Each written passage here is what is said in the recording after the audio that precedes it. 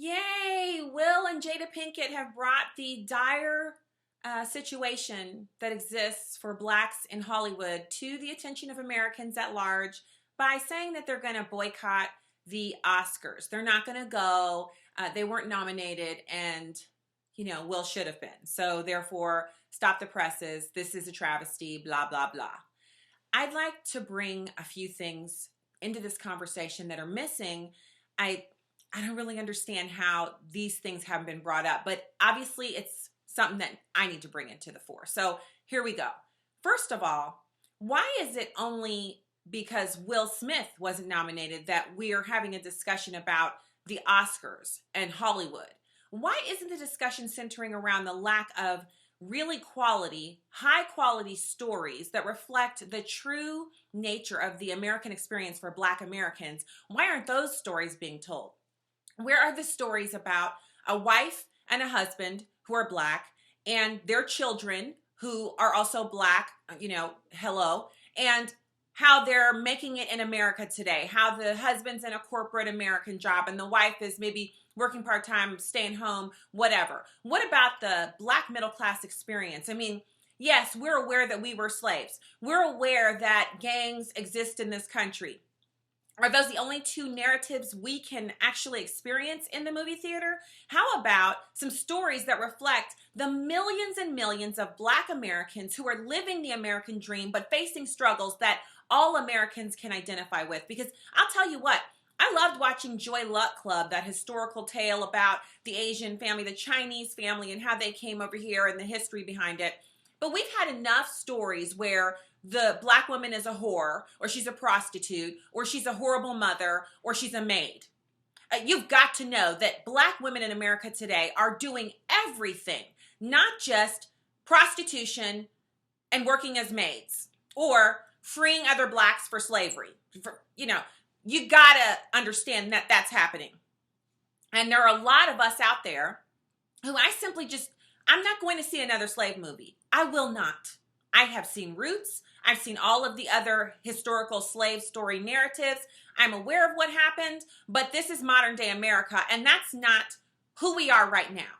So instead of talking about the fact that Will Smith didn't get a nomination for a movie that he thought he should get a nomination for, how about we talk about Hollywood, which is run by leftists and liberals, never making any stories that count, never making any stories that tug at the heartstrings of all Americans, never representing Blacks as we truly are, which is multifaceted, fascinating, funny, sorrowful, joyful, playful, wonderful human beings who are contributing to the American experience in ways that are just as valuable and equal and beautiful as all of the other ethnicities and white people who are in this country. We're all here together and we're all doing mostly the same things. Not all Black people are gang members. Not all Black people are straight out of Compton. So how about some stories that reflect that?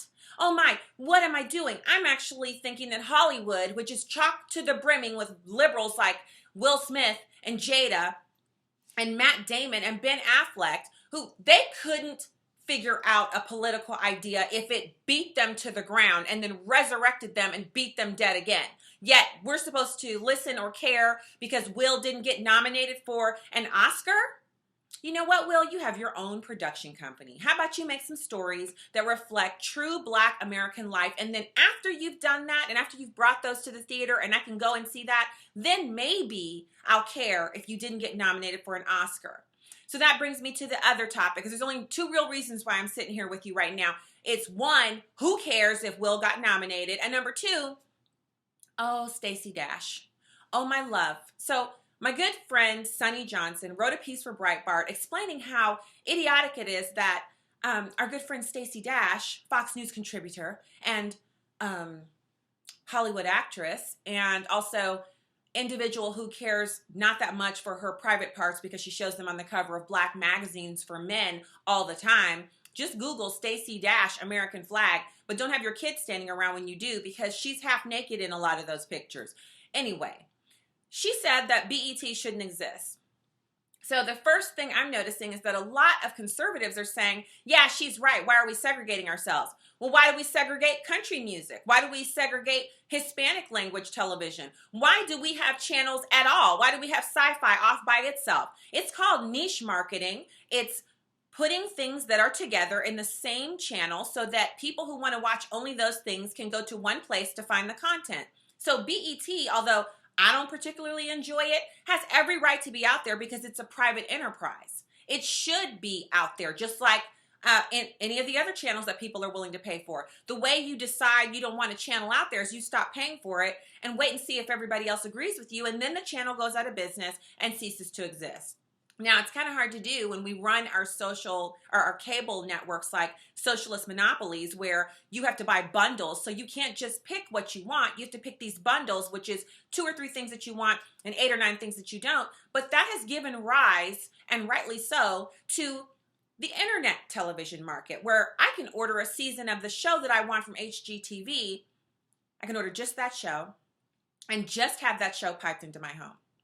So I don't have logos piped into my home. I don't have BET or MTV or even country music TV piped into my home because I don't want those channels. So I don't pay for them. I don't pay for any of their cable, Uverse, any of that stuff because they refuse to allow me to choose what I want. So I go around them and I order Amazon Prime. I get my free shipping and then I get what I want. So let's just sum this thing all up, okay? So I don't agree with Stacey Dash. Oh yes, I am Stacey on the right and I am conservative. And I absolutely still believe the things that I said in that video from 2012. And yes, I see y'all commenting on there daily and I have to tell you that brings me joy. But just because I'm a Black conservative doesn't mean that I don't think that BET should exist or that niche programming is something akin to segregation. Segregation was a negative influence on Blacks in America. It meant second-class citizenship. BET doesn't mean second-class citizenship for Blacks. It means there's a channel that's geared directly towards Blacks. And by the way, it's owned by white people. So the people directly benefiting from the profit center on BET, some of those people are white because there are some of the people that own the BET. So it's not about segregation when you're talking about television and things like that.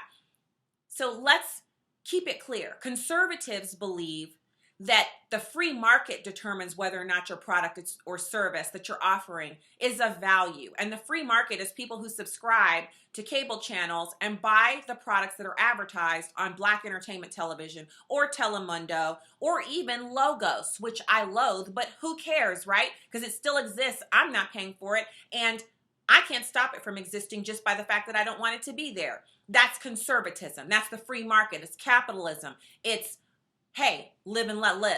So I don't have to agree with every channel that's on the TV.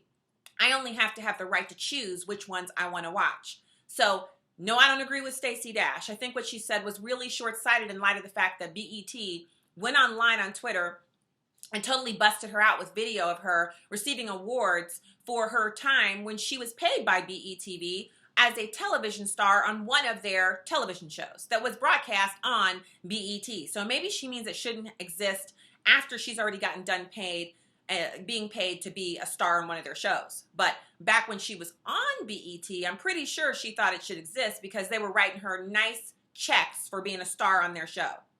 Yeah, that's just a point of order for y'all. So I can't believe this is a thing. You know what I'm saying? We have ISIS, we have our domestic policy is in the tank. We have the highest number of Americans not participating in the workforce in the history of this country. We have our GDP growth has been lackluster for the past 3 years, less than 2%. We have foreign policy that stinks. We have allies that don't call on us for leadership anymore. And in this country, we have millions of Americans who actually think an avowed socialist, Bernie Sanders, would make a good president of the United States of America, which is governed by a constitutional republic. The antithesis to socialism. By the way, 5,000-year leap, read it if you don't understand. They already thought about that. The founders already thought about socialism before they came up with the constitutional republic. So I'm done, okay? I'm done. Who cares what Will and Jada do? Stacey Dash, forget about it, honey. BET exists, it's going to be there. And hopefully, when you're done with Fox News and you need a job acting, they'll still be willing to hire you. Okay?